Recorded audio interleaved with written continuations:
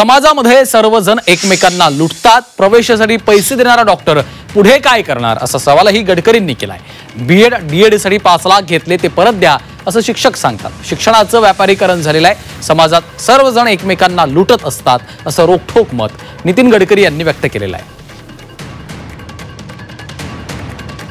आप उसको सुधारो कि मेरे एडमिशन के लिए जिसने 20 लाख रुपए लिए, पहले उस सिस्टम को सुधारो, फिर मुझे बताओ बोले ऑपरेशन के आपने कितने पैसे लेना। आता मग ते म्हणतात शिक्षक की मला तुम्ही पहिले माझे डीएड झालो, त्यांनी माझ्याकडनं 5 लाख रुपये घेतले, ते पहिले तुम्ही मला वापस करा आणि मग मला आदर्श शिक्षक म्हणून काम सांगायचं, भाषण द्या म्हणा। तर समाजात असं आहे की सगळे एकमेकाला लुटत असतात। म्हणजे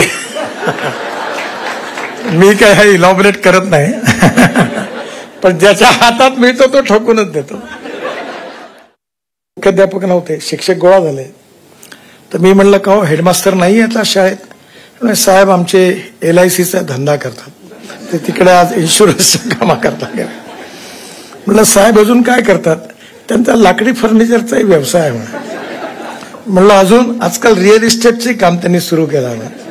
मी म्हणलं मुख्याध्यापक एवढं सगळं काम करतात, मग शाळेत केव्हा येतात? म्हणलं शाळा सोडून सगळं काही करतात, सही करायला फक्त येतात म्हणा। म्हणजे अशा शाळांमध्ये जी जनरेशन आहे ती पूर्ण बर्बाद होणार आहे।